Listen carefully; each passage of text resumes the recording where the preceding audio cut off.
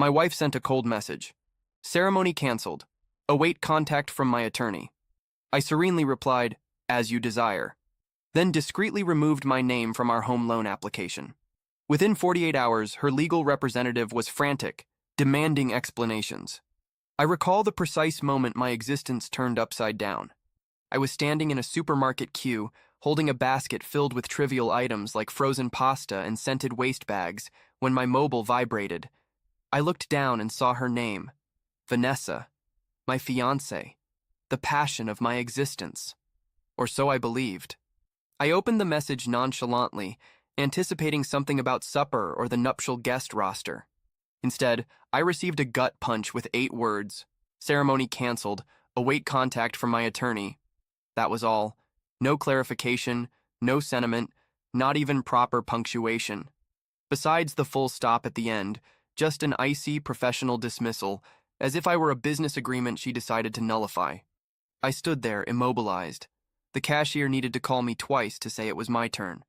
I robotically paid for the purchases, drove home in quietness, and remained seated in the driveway for 15 minutes before even entering. I wasn't weeping. I wasn't shouting.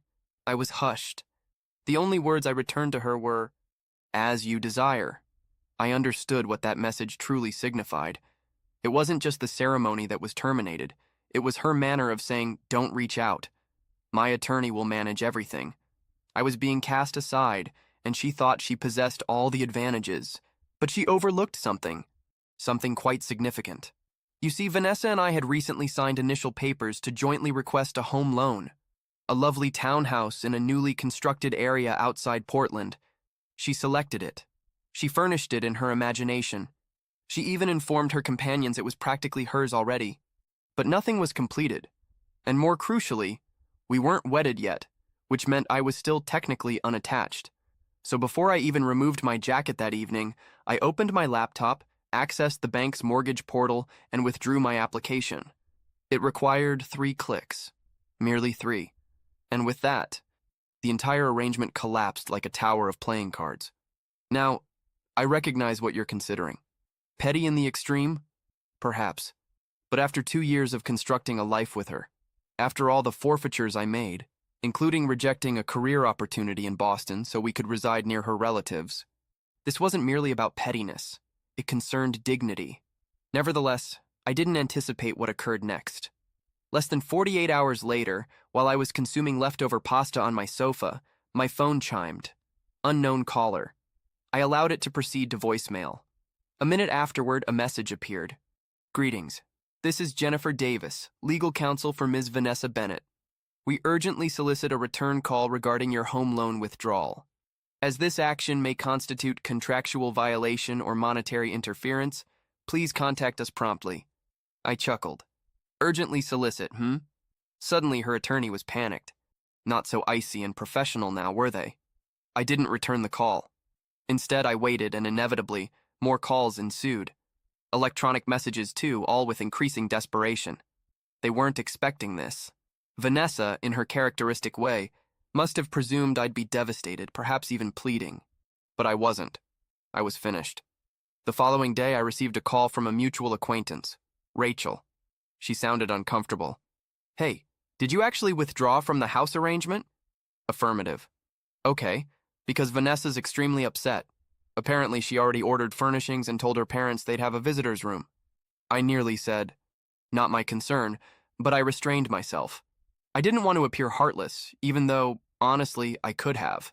Rachel paused before adding, she said you were being vindictive, that you're doing this to chastise her. That made me laugh aloud. I wasn't chastising her. I was simply done acting the dupe.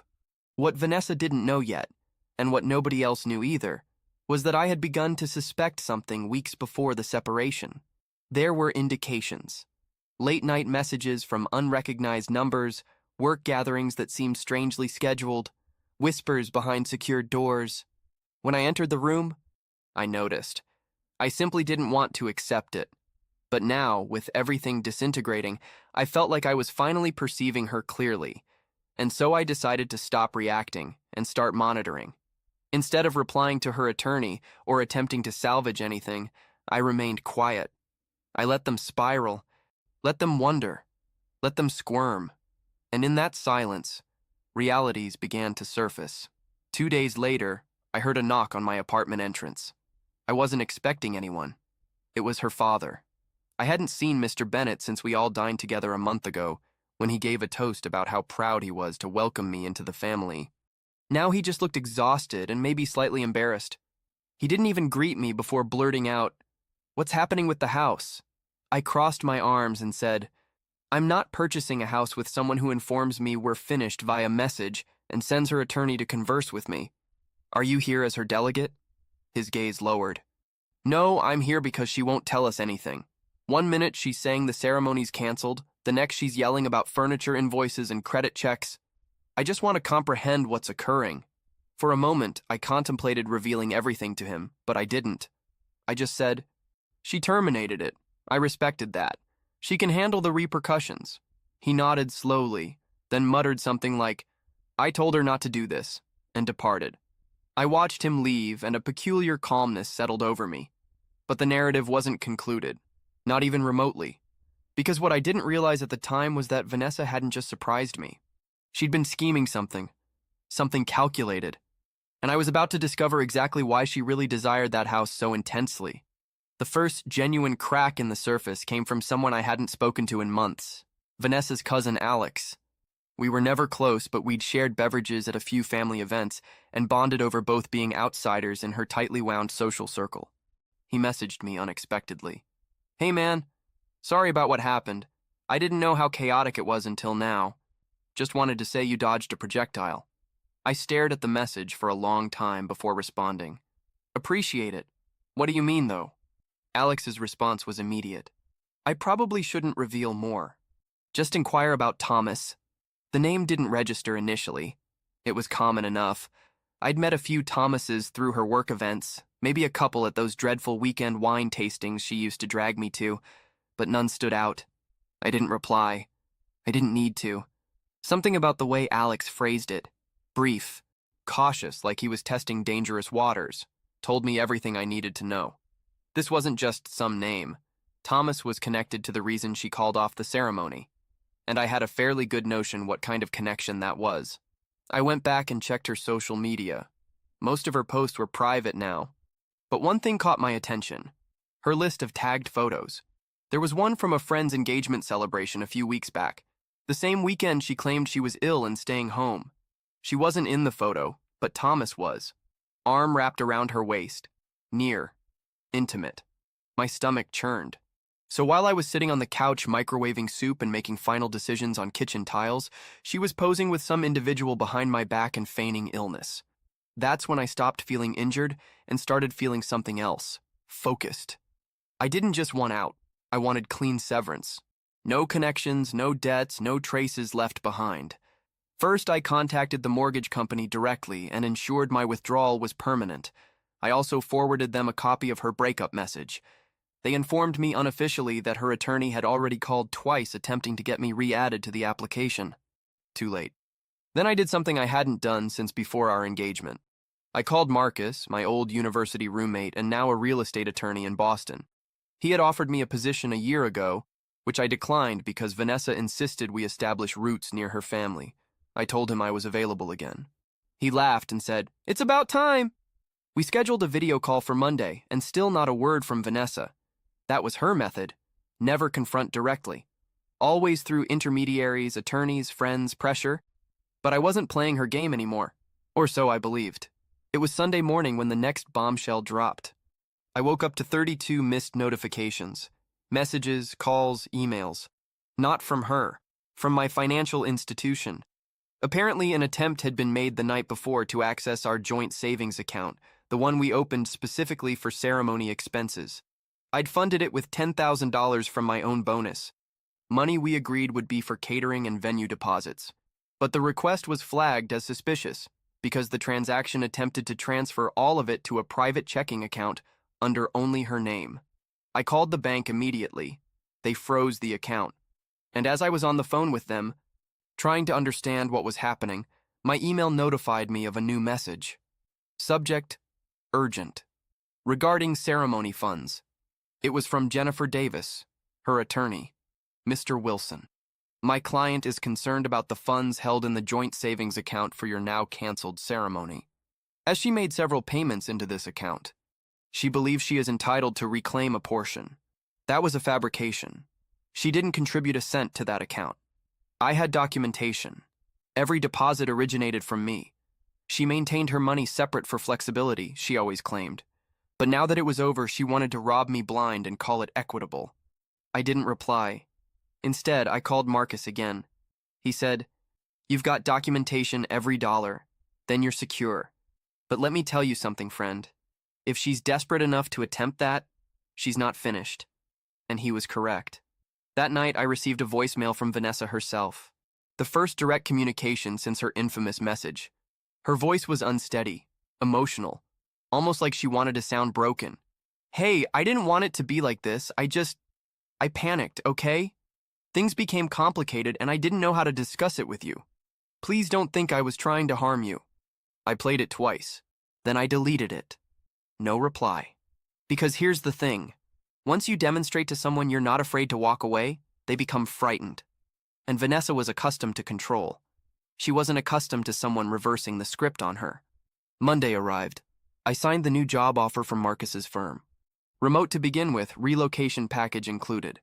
If I chose to move, I was officially back in command of my life. But Tuesday, that's when the final thread unraveled. I received another call from Rachel. Again. Her voice was strained, as if she had been crying. "You should know. Vanessa is pregnant." I froze. "She's telling everyone it's yours." I felt my heart halt. But Thomas. Thomas has been staying over at her place every night since the breakup. People are beginning to talk. My voice was subdued. Did she mention how far along? 8 weeks, supposedly, I calculated. 8 weeks ago, Vanessa was on a detox and wouldn't even allow me to touch her. Said she was purifying her body before the honeymoon. That was the last time we were intimate. 9 weeks ago. Barely. Which meant there was a genuine possibility the child wasn't mine, but she was already preparing the groundwork to entrap me, to bind me to her with something permanent, to possibly claim paternity, maybe even child support, all while I vanished from her future mortgage. And the worst aspect? I knew exactly what she would do next. I barely slept after Rachel's call. I lay there in darkness, trying to piece it all together. The timing, the motive, the real reason she ended things by message instead of face-to-face. Because that's what it was, wasn't it? A strategy, not a separation. Vanessa didn't fall out of love. She was planning her escape route and controlling the narrative before I ever had a chance to speak. And now she was claiming to be carrying my child. Except it couldn't be mine. The dates didn't align. We hadn't been intimate in weeks. By then, she'd been distant, cold, even condescending. She termed that period a pre-matrimony cleanse, said she wanted to be pure for our wedding night. I had no reason to question it. At the time, I thought she was just quirky like that. But now it was evident. She was keeping me at a distance because she already knew she'd made a mistake. Or worse, that she'd crossed a boundary she couldn't undo. And Thomas, he wasn't just a fling. He was the genuine reason. The next morning, her attorney emailed again, this time more aggressive, given the ongoing circumstances. "My client is considering legal action related to financial abandonment and emotional distress. She has also asked me to formally notify you of her pregnancy and your presumed parental responsibilities." Presumed. That word chilled me. They were trying to rush me, corner me, force me into a position where I either responded emotionally or made an error they could exploit in court. But I didn't panic. I played it intelligently. I contacted Marcus again and told him everything. The alleged pregnancy, the paternity questions, the financial threats. He told me to get ahead of it, make the first legal move. You need documentation that proves she's manipulating the situation. So I did. That day, I hired a local attorney who specialized in family and financial law. Her name was Patricia Klein, and she was sharp, cold even. But that's what I needed. She drafted a formal letter and sent it to Vanessa's attorney the next morning. It stated, in legal terms, that I denied paternity until a verified DNA test could be performed. I would not be contributing financially or emotionally until biological confirmation. Any attempts to access joint accounts or portray me as emotionally abusive would be considered defamation and met with countersuit. She even included a clause demanding full financial disclosure of Vanessa's current assets, just in case Vanessa tried to claim I owed her money from the now canceled house purchase. I wasn't pulling punches anymore. Less than 2 hours after that email went out, my phone rang again. This time, Vanessa didn't leave a voicemail. She called again and again, 6 times in one afternoon. I didn't answer, but Patricia received a call from Jennifer, her attorney, that evening. She said Vanessa was distressed and felt ambushed, that we should have handled things privately, that we were escalating a personal matter into a public one. To which Patricia replied, she made it public when she introduced legal counsel and threatened financial action. My client is simply responding. I wish I could say I felt nothing, but the truth is I felt everything. Anger, sorrow, remorse, mostly remorse. Not because we were finished, but because I ignored every warning sign leading up to this. Like how she'd refused to combine finances until the ceremony, or how she always controlled the social calendar, or how every time I brought up prenuptial agreements, she'd laugh and say, "Don't you trust me?" But the worst part, I think a part of me still wanted to believe this wasn't real, that perhaps she was frightened, that perhaps Thomas was just a mistake and she was trying to fix things. But reality has a way of striking you in the face when you're not looking. And that strike came 2 nights later from Thomas himself. It was around 10 p.m., I was home alone, watching television, when I got a message on social media from a profile I didn't recognize. No profile picture, just a first name. Thomas. The message read, "We should talk. I don't want to be part of whatever game she's playing." I stared at it for a long time. My hands were trembling. I finally typed back, "Talk." He replied, "She told me you two were already finished. She said the ceremony was called off months ago and you were just helping her get a house. Out of guilt." My blood boiled. We were engaged until the day she messaged me that it was off. That day. Not before. He went quiet for maybe 10 minutes. Then he said, "She said you struck her." I felt the floor drop from under me. What? Yeah, that's what she told me. That she was frightened of you. That you had anger issues and used to break things when you were upset. I sat there, stunned. I had never laid a hand on Vanessa, never raised my voice in any threatening way. The worst we ever had were disagreements about time. How she always put her friends first and scheduled our relationship like a business meeting. But physical violence, never. Not even close. "Do you believe that?" I asked. He took a while to respond. Then, "No, not anymore." I called Patricia the next morning and told her everything. She immediately filed a protective counterbrief, basically a preemptive legal defense in case Vanessa tried to fabricate any abuse allegations to gain sympathy in court. This was becoming darker than I ever imagined.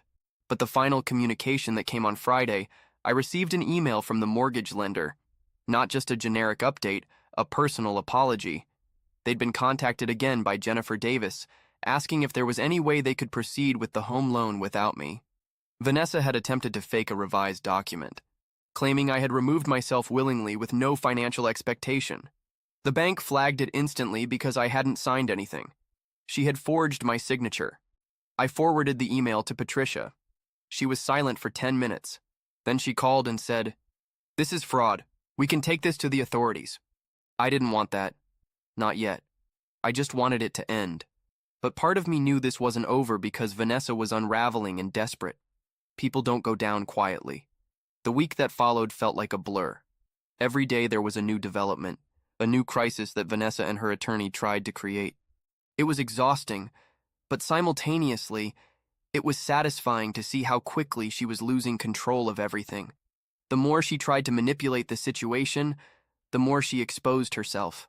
I received another call from Rachel. This time, her voice was panicked. She was practically whispering as she spoke. "You won't believe this, but Vanessa, she's telling everyone she's miscarried." My stomach plummeted. What? I didn't mean to shout, but it just came out when she posted about it last night. And now everyone's sending their condolences. She's telling people she lost the baby right after the breakup. I sat there motionless, absorbing her words. The sheer audacity of it left me stunned. Was she using the miscarriage as a way to soften the betrayal, to gain sympathy and control the narrative, painting herself as the victim? Was that the move? I didn't know if she was lying or telling the truth, but I knew one thing for certain. Vanessa was losing it. She was scrambling for any way to get back into the driver's seat of this story, and now she was using a fake miscarriage as her escape. It wasn't long before Jennifer, her attorney, contacted Patricia again. This time the tone was different. Instead of acting aggressively, they tried to sound conciliatory. "We understand that things have escalated beyond what we anticipated. Vanessa is dealing with some personal issues, and we want to avoid any further conflict." Patricia didn't let them off the hook. She reminded them of Vanessa's attempt at forgery with the mortgage and told them in no uncertain terms that if Vanessa continued down this path, there would be more than just a financial dispute. "I'm not afraid to escalate this," Patricia said firmly.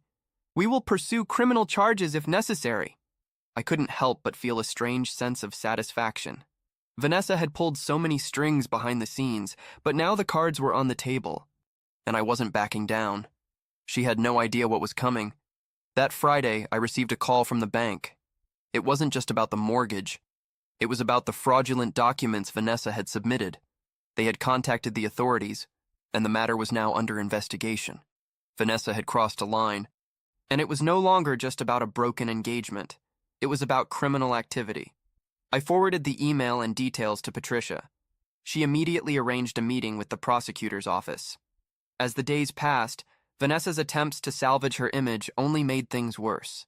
Her posts on social media grew more erratic. Tearful selfies, vague messages about being misunderstood, and vague references to how some people just want to destroy everything good in their life. She transformed from the confident, entitled woman I'd once loved to a woman unraveling at the seams, desperately trying to cling to anything she could. I didn't respond. I refused to engage. It wasn't just about the money or the house anymore. It was about the fact that Vanessa thought she could control everything, even me. She thought she could humiliate me and walk away unscathed. But the truth was, I was the one who had been in control this whole time. I didn't need to stoop to her level. I didn't need to prolong the ugliness. I just had to stand firm. The phone call that changed everything came on a Wednesday. It was Vanessa's father again. But this time his tone was different. It wasn't the cold, formal tone of a parent who'd been trying to mediate. This time, he sounded like a man who had finally seen through his daughter's lies. "I need to apologize," he said.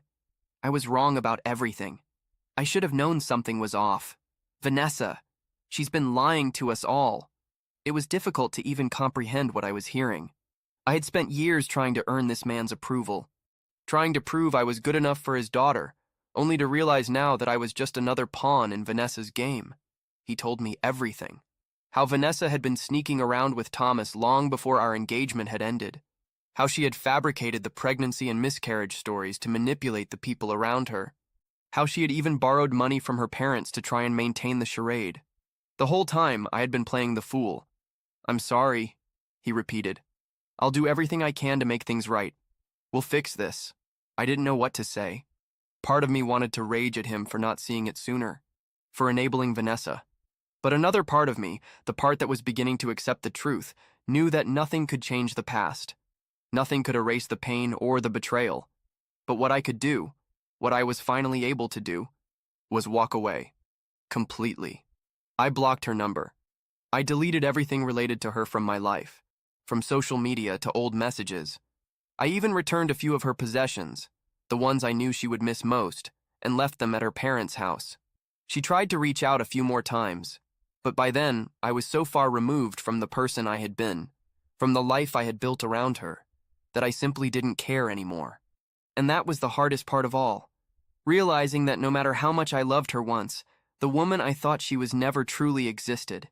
She was always playing a game, and I was just one of the pieces. A year has passed since that nightmare. Vanessa's life is in disarray. As far as I know, I don't care enough to keep tabs on her anymore. As for me, I've moved forward. I'm rebuilding. I've purchased a new residence, one that's all mine. The mortgage is in my name, and for the first time in a long time, I feel liberated. But I will never forget the lesson I learned from all of this. Don't let someone else's manipulation define your existence. I was a fool, but I won't be again.